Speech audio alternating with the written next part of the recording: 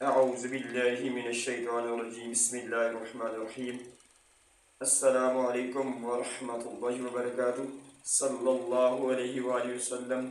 اللہ تبارک و تعالی سب سے بڑا سخی ہے اور سخاوت کرنے والوں کو پسند کرتا ہے، سب سے بڑا محسن ہے اور احسان کرنے والوں کو پسند کرتا ہے۔ اس لیے میں نے یہ فیصلہ کیا ہوا ہے کہ جو بھی مجھ کو اچھا چینل نظر آئے گا فوراً ہی سبسکرائب کر دوں گا تاکہ میری وجہ سے کسی کو کچھ نہ کچھ فائدہ ہو۔ میرے معزز محترم مسلمان بھائیوں اور بہنوں، آج میں آپ کو حقوق مومن کے بارے میں کچھ بتاؤں گا کہ نبی پاک صلی اللہ علیہ وآلہ وسلم نے مومن کے کون سے حقوق بیان کیے ہیں۔ حضرت سیدنا ابو ہریرہ رضی اللہ تعالیٰ عنہ سے مروی ہے کہ رسول اللہ صلی اللہ علیہ وآلہ وسلم نے ارشاد فرمایا کہ ایک مومن کے دوسرے مومن پر 6 حقوق ہیں۔ جب وہ بیمار پڑے تو اس کی عیادت کرے، اور جب وفات پائے تو اس کے جنازے میں شریک ہو، اور جب وہ اسے دعوت دے تو اسے قبول کرے، اور جب اس کو ملے تو اس کو سلام کرے، اور جب وہ چھینک مارے تو یرحمک اللہ کہے، اور غائب یا موجود ہو تو اس کی خیر خواہی کرے۔ اسلام حقوق اللہ اور حقوق العباد سے مرکب ہے۔ اس حدیث میں اہل ایمان کے 6 حقوق بیان کیے گئے ہیں۔ نمبر 1، مریض کی تیمارداری، مریض کی عیادت پرسی۔ جب ایک مومن بیمار ہو تو اس کی تیمارداری اور بیمار پرسی دینی فریضہ ہے۔ آپ صلی اللہ علیہ وآلہ وسلم نے بھی عیادت کی تلقین فرمائی ہے اور ہم نے اسوہ حسنہ بھی پیش کیا ہے۔ مسلم کی روایت ہے کہ آپ صلی اللہ علیہ وآلہ وسلم اپنے مسلمان بھائی کی عیادت کرنا جنت کی راہ پر چلنا ہے۔ مزید فرمایا، جب کوئی صبح کو کسی بیمار کی بیمار پرسی کرتا ہے تو شام تک فرشتے اس کی مغفرت کی دعا کرتے ہیں، اور جب شام کو بیمار پرسی کرتا ہے تو صبح تک فرشتے اس کی بخشش کی دعا مانگتے ہیں۔ نبی رحمت صلی اللہ علیہ وآلہ وسلم بیمار پرسی کے لیے سرگرم رہتے تھے۔ جب کوئی صحابی بیمار پڑ جاتا تو آپ بڑے اہتمام سے اس کی بیمار پرسی کے لیے تشریف لے جاتے، کچھ دیر اس کے پاس بیٹھتے، اسے تسلی دیتے اور دعا کرتے، حتیٰ کہ آپ دشمنان اسلام، یہودیوں اور منافقوں کی بھی عیادت فرمایا کرتے تھے۔ عیادت کے کچھ آداب ہیں۔ عیادت کے آداب میں ہے کہ مریض سے زیادہ باتیں نہ کی جائیں، نہ اس کے پاس زیادہ دیر تک بیٹھا جائے اور نہ آواز بلند کی جائے، بلکہ اس سے دعا کی درخواست کی جائے۔ ارشاد نبوی ہے، جب تم کسی مریض کے پاس عیادت کے لیے جاؤ تو اس سے اپنے لیے دعا کی درخواست کرو، کیونکہ مریض کی دعا ایسی ہے جیسے فرشتوں کی دعا۔ آپ صلی اللہ علیہ وآلہ وسلم کی مریض کے لیے یہ دعا ہوتی تھی، اے اللہ اس کی تکلیف کو دور کر دے، اے انسانوں کے رب اس کو شفا عطا فرما، تو ہی شافی ہے، تیری شفا کے بغیر کوئی شفا نہیں، تو ایسی شفا دے کہ بیماری کا نام باقی نہ رہے۔ دوسرا حقوق جنازے میں شرکت۔ ایک مسلمان کی مرگ پر اس کی تجہیز و تکفین اور جنازے میں شرکت بھی دینی حق ہے۔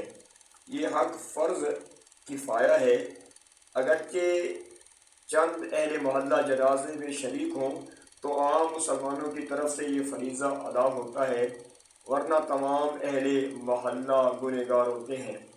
جنازے میں شرکت کا بڑا اجر و ثواب ہے۔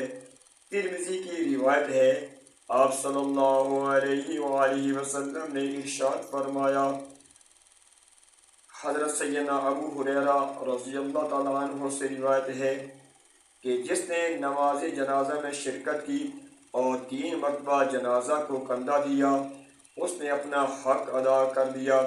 اسی طرح آپ صلی اللہ علیہ وآلہ وسلم ایک اور حدیث مبارکہ میں ارشاد فرماتے ہیں، جس نے ایمان و اخلاص کے ساتھ کسی مسلمان کے جنازے میں شرکت کی، اسے 1 قرات اجر ملے گا، اور جو نماز جنازہ میں شریک ہو اور دفن تک ساتھ رہا، اسے 2 قرات ثواب ملے گا۔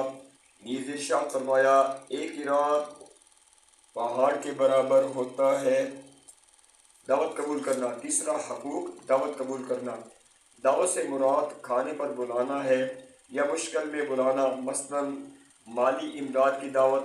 ہر 2 قسم کی دعوت مثبت جواب اہل ایمان کا دینی فریضہ ہے۔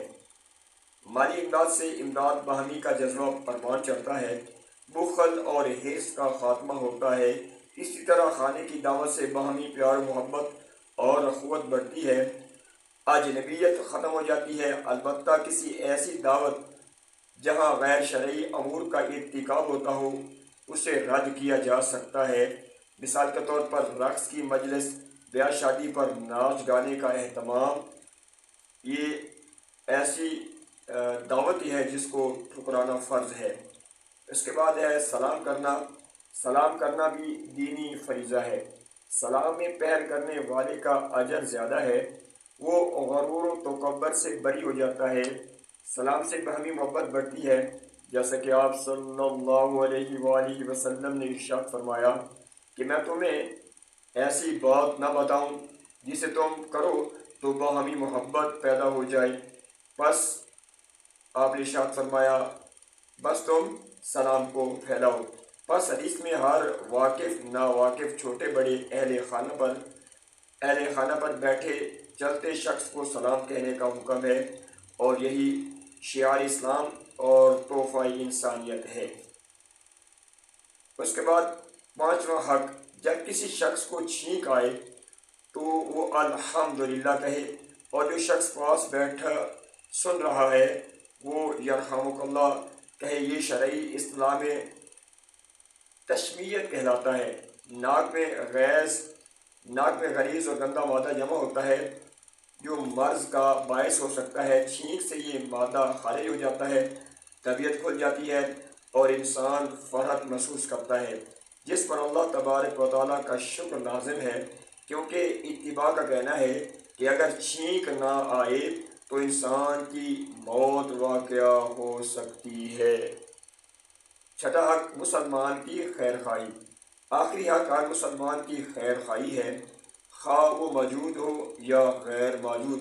آپ صلی اللہ علیہ وآلہ وسلم کا فرمان ہے، دین خیر خواہی کا نام ہے، پس ہر مسلمان کا فرض ہے کہ دوسرے مسلمان سے خیر خواہی کرے، پیار محبت سے پیش آئے، اس کے دکھ درد میں شریک ہو، اس کی فلاح و بہبود پر کمر بستہ رہے۔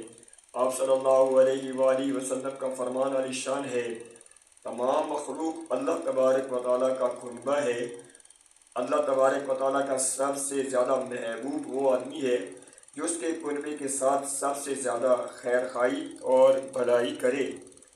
اس کے علاوہ اپنے مسلمان بھائی کی عدم موجودگی میں خیر خواہی کا مفہوم یہ ہے کہ اس کی غیبت اور تہمت سے بچا جائے۔ اس کے علاوہ ریشہ دوانی اور سازش کا سد باب کیا جائے، ہمیشہ اس کے حق میں کلمہ خیر کہا جائے، یہ دین اور ایمان کا تقاضا ہے۔ اللہ تبارک و تعالی عز و جل کی بارگاہ میں دعا کرتے ہیں کہ اللہ تبارک و تعالی اپنے پیارے رسول صلی اللہ علیہ وآلہ وسلم کے طفیل ہمیں مومنوں کے جو حق ہیں وہ پورے کرنے کی سعادت نصیب فرمائے، ہماری یہ دنیا بھی اچھی بنائے اور اگلی دنیا بھی اچھی بنائے۔ اللہ تبارک و تعالی ہماری دعاؤں کو قبول فرمائے۔ آمین ثم آمین۔ صلو علی الحبیب۔